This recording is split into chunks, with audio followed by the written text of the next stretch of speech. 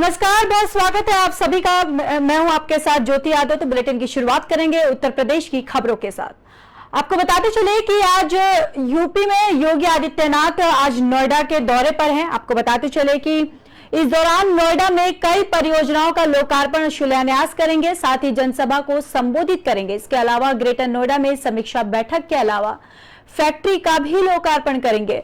वहीं सबसे पहले सीएम योगी नोएडा ग्रेटर नोएडा प्राधिकरण के 1718 करोड़ की 124 परियोजनाओं का लोकार्पण और शिलान्यास करेंगे। वहीं महिला सुरक्षा को बेहतर बनाने और महिला अपराध पर लगाम लगाने के लिए सीएम योगी आदित्यनाथ कमिश्नरेट गौतम बुद्ध नगर के 4 पिंक पुलिस बूथ का लोकार्पण करेंगे। ये पिंक बूथ सेफ सिटी परियोजना के तहत सेक्टर 135 परी चौक, बॉटनिकल गार्डन और चेरी काउंटिंग में बनाए गए हैं। लोकार्पण के बाद यहां पुलिस कर्मियों को तैनात किया जाएगा। साथ ही साथ आपको बताते चले कि गौतम बुद्ध नगर में 64 स्थानों पर पिंक बूथ बनाए जाने की तैयारी है।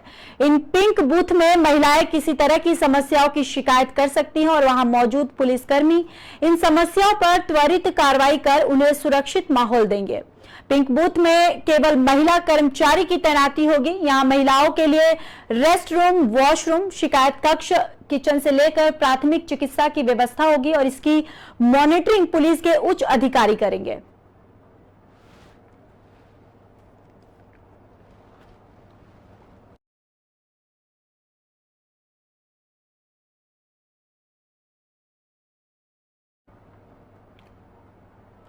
तो बढ़ते हैं अगली खबर की ओर। आपको बताते चले कि बीजेपी को तीसरी बार बहुत ही बहुमत से जीत हासिल हुई है। दरअसल आपको बताते चले कि तीसरी बार धमाकेदार जीत, जिला सहकारी बैंक के चुनाव में बीजेपी की जीत। सीएम योगी ने सभी विजयी नेताओं को बधाई दी है। दरअसल लखनऊ 23 जून सपा के राष्ट्रीय अध्यक्ष ने भले ही 2024 के लोकसभा चुनाव में यूपी की 80 में से 80 सीटें जीतने का हवाई दावा किया हो, मगर असलियत यह है कि यूपी में सपा ही नहीं पूरे विपक्ष की हालत खराब है। मुख्यमंत्री योगी आदित्यनाथ के नेतृत्व में बीजेपी को प्रदेश में लगातार तीसरी बड़ी जीत मिली है। विधानसभा और नगरीय निकाय के बाद जिला सहकारी बैंकों के सभापति और उप सभापति के चुनाव में मुख्यमंत्री योगी आदित्यनाथ की अगुवाई में बीजेपी ने धमाकेदार प्रदर्शन करते हुए बड़ी जीत हासिल की है। बताते चले कि विपक्षी दल जब पटना में 2024 में बीजेपी को हराने के लिए आपसी मंत्रा कर रहे थे, तभी यूपी में हुए सहकारी बैंकों के चुनाव में उन्हें करारी शिकस्त का मुंह देखना पड़ा। वहीं उत्तर प्रदेश जिला सहकारी बैंक के सभापति पद की 49 में से 38 सीटें बीजेपी के खाते में आ गई हैं। बड़ी बात तो यह है कि सपा, बसपा और कांग्रेस का खाता भी नहीं खुल पाया है। इसके अलावा जिला सहकारी बैंक के उपसभापति पद की 33 में से 32 सीटें भी बीजेपी की झोली में आ गई है। यहां भी विपक्ष शून्य पर सिमट कर रह गया। बीजेपी को जिला सहकारी बैंकों के चुनाव में मिली भारी विजय के बाद मुख्यमंत्री योगी आदित्यनाथ ने सभी विजयी नेताओं को बधाई दी। उन्होंने अपने ट्विटर पर लिखा है कि उत्तर प्रदेश जिला सहकारी बैंक के सभापति और उप सभापति पद और वर्ष 2023 के चुनाव में भारतीय जनता पार्टी की प्रचंड विजय पर सभी प्रत्याशियों को हार्दिक बधाई। यह विराट विजय प्रधानमंत्री नरेंद्र मोदी जी की विकास परक और सर्वसमावेशी नीतियों के प्रति जन विश्वास का प्रमाण है। सब नवनिर्वाचित सभापति और उप सभापति गण को उज्जवल कार्यकाल और शुभकामनाएं।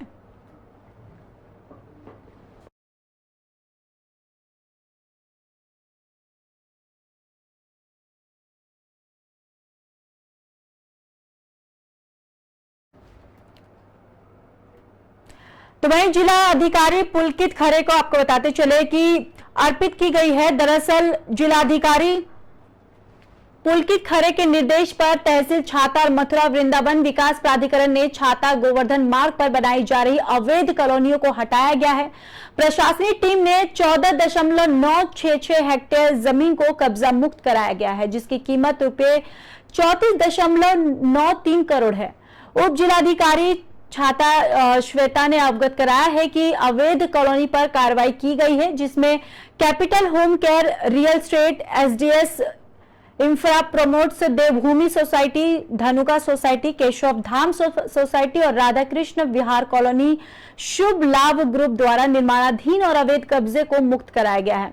ये सभी कॉलोनी अवैध थी और इनके द्वारा मथुरा वृंदावन विकास प्राधिकरण से कोई भी अप्रूवल नहीं लिया गया था। उक्त कॉलोनी छाता देहात, सखी, अलवई, सेमरी और स्थानों पर स्थित थी और कार्रवाई के समय नायब तहसीलदार छाता विजय कुमार, मथुरा वृंदावन विकास प्राधिकरण से अवर अभियंता सर्वेश कुमार और पुलिस वहां पर मौजूद थे। ये छाता गोवर्धन रोड पे भी और छठीगरा रोड पे भी ये पूर्व में मेरे द्वारा जब निरीक्षण करा गया था तो ये देखा गया था कि कई प्रकार की प्लॉटिंग वहाँ पे हो रही है। इसी को लेके एक मैंने आदेश लगभग 15 दिन पहले करा था कि संबंधित मजिस्ट्रेट, प्राधिकरण की टीम और पुलिस की संयुक्त टीम बनाई गई थी और कहा गया था कि प्लॉटवार सर्वे कर लें, ये देख लें कि जहाँ भी प्लॉटिंग हो रही है क्या उन्होंने पूरी परमिशन ली है, क्या प्राधिकरण से या जिला पंचायत से NOC लिया है, नक्शे पास कराए हैं या नहीं कराए हैं। इसी के क्रम में दोनों रोड्स पे चिन्हीकरण की कार्रवाई हुई और कल उनमें से जो पहली रोड है हमारी छाता गोवर्धन रोड, उस पे लगभग 34 करोड़ की उसका आकलन करा गया है। जो संपत्ति है जिस पे प्लॉटिंग हो रही थी अवैध रूप से हो रही थी क्योंकि किसी तरह की परमिशन नहीं। तो वहीं उत्तर प्रदेश के बांदा जेल में मुख्तार अंसारी की लगातार मुश्किलें कम नहीं हो रही है। दरअसल आपको बताते चले कि बाराबंकी में दर्ज एम्बुलेंस और गैंगस्टर एक्ट में बाराबंकी की MP, MLA और SDM कोर्ट ने आरोप निर्धारित कर दिए गए हैं। वीडियो कॉन्फ्रेंसिंग से मुख्तार और कोर्ट में मौजूद उसके 12 गुर्गों की अदालत में पेशी हुई। पेशी के दौरान आरोप तय होने पर मुख्तार अंसारी और उसके 12 गुर्गों के चेहरे की हवाइयां उड़ गई है। आरोप निर्धारित होने के बाद कोर्ट में गैंगस्टर एक्ट के मामले में 29 जून और 4 जुलाई को एम्बुलेंस मामले में ट्रायल की अगली सुनवाई होगी। अब साक्ष्य और गवाही का क्रम शुरू हो गया है। बताते चले कि बांदा जेल में बंद मुखिया मुख्तार अंसारी और 12 अन्य अभियुक्तों पर जिले की 2 अलग अलग अदालतों ने आरोप निर्धारित कर दिए हैं। अपर मुख्य न्यायिक मजिस्ट्रेट विपिन कुमार यादव ने मुख्तार अंसारी, डॉक्टर अलका राय सहित 13 आरोपियों के विरुद्ध एम्बुलेंस प्रकरण में धोखाधड़ी, कूट रचना और क्रिमिनल लॉ अमेंडमेंट एक्ट की धारा 7 के तहत आरोप तय किए हैं, जबकि MP, MLA कोर्ट ने गैंगस्टर एक्ट की धारा 3 के तहत आरोप निर्धारित किए हैं। वहीं दोनों मामलों में 29 जून और 4 जुलाई को अगली सुनवाई होगी। अब साक्ष्य और गवाही का क्रम शुरू हो गया है। नाम डॉक्टर अलका राय, जिसमें मुख्तार अंसारी साहब भी आरोपी हैं।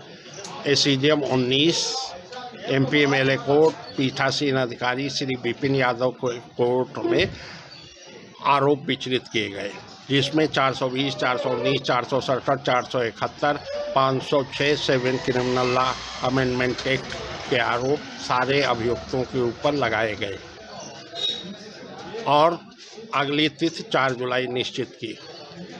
फिर उसके बाद गैंगस्टर एक्ट की धारा 31 यूपी गैंगस्टर एक्ट के तहत कार्रवाई शुरू हुई।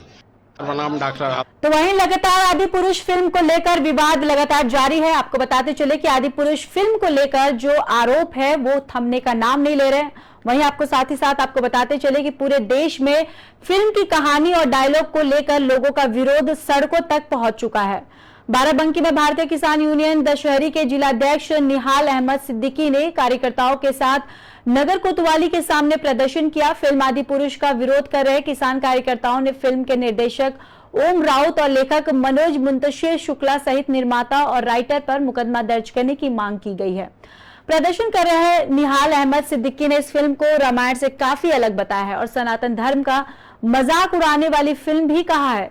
किसानों ने फिल्म को जल्द ही सिनेमा घरों से हटाया जाए और मुकदमा दर्ज कराने की मांग भी की है।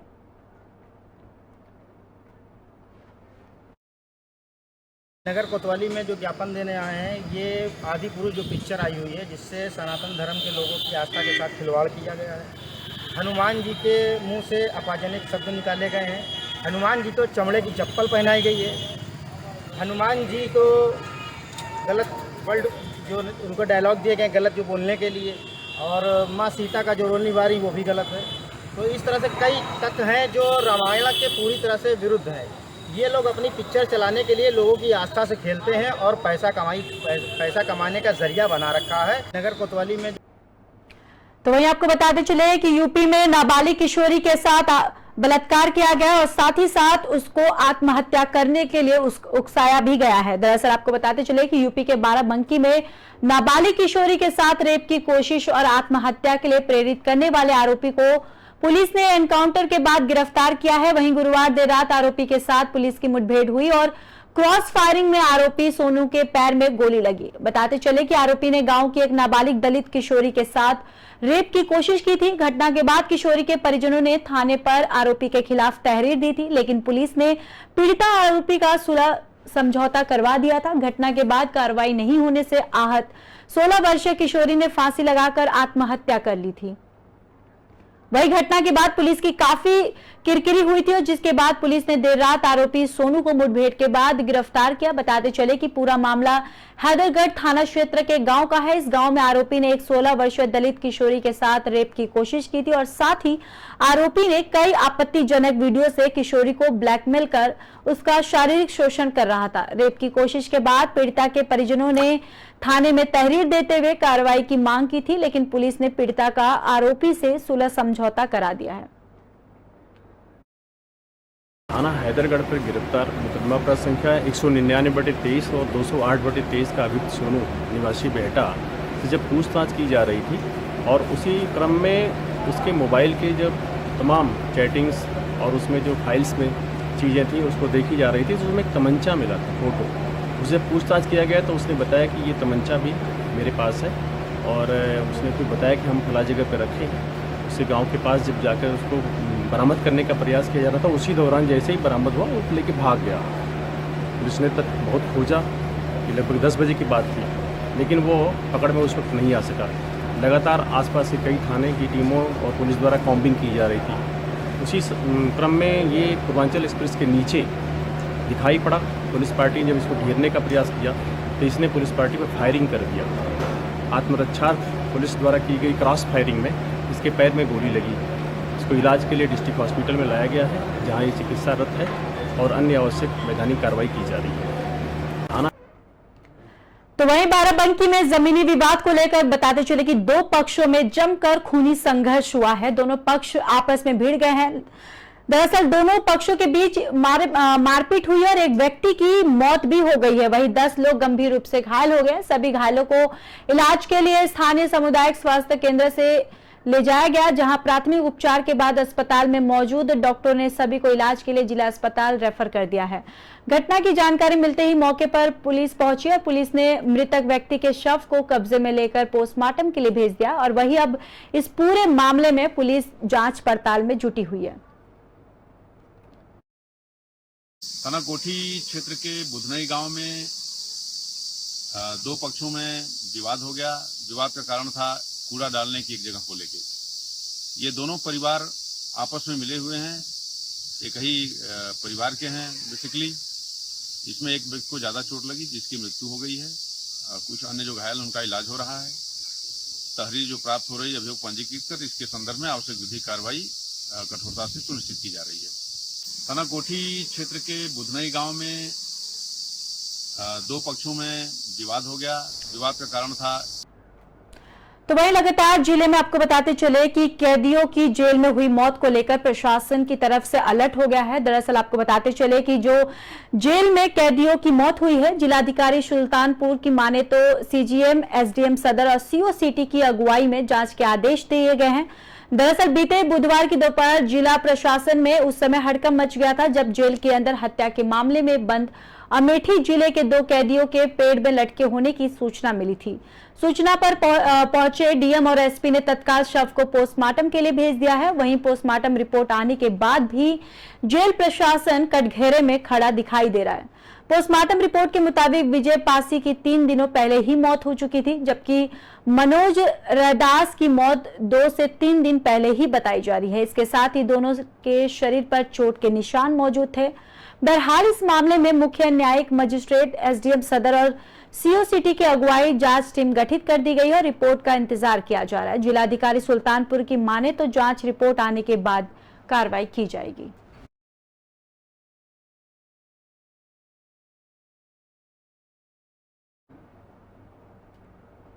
उत्तर प्रदेश की खबरों में बस इतना ही। बाकी देश और दुनिया की खबरों के लिए देखते रहिए पी न्यूज।